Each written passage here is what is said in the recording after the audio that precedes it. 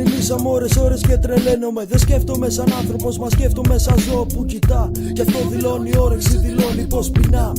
Μισός μου βγαίνει, λέω πράγματα τρελά. Έλα να δεις γιατί τα λέω όλα αυτά. Πέρα από οικογένεια, 10 άτομα σωστά. Και σε αυτά ναι, μπορεί να βγω μαλάκας τελικά. Άνθρωποι χωρίς καμιά ανθρωπιά ξεπουλήσανε τα πάντα για να φαίνονται στα μάτια. Και αγαπητέ κουβέντα, μαλάκες και πουτάνες μόνο κάτω απ' την κουβέρτα. Η μέρα ξεκινάει, πατά το γκάζι και πάμε όπου μας πάει. Όπου φτάσαμε, ό,τι ζήσαμε μετράει. Για το τι θα κάνεις, πως κινείσαι, που βρίσκεσαι νοητικά κι αν μιμείσαι. Το ξέρω φίλε μου, έχεις πρόβλημα για μένα. Για σένα κανένα, γι' αυτό και η κοινωνία πια δεν μοιάζει με παρθένα. Η αγάπη σας τελειώνει τελικά, τελειώνει γρήγορα. Με μια ματιά, μια τζούρα από το τσιγάρο και μια τζούρα από την καρδιά. Με τα πέταμα, το ξέρω. Άλλωστε πάλι ό,τι έχεις πια και έχω.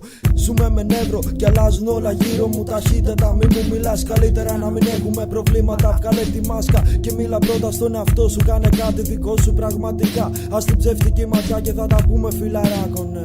Και θα τα πούμε.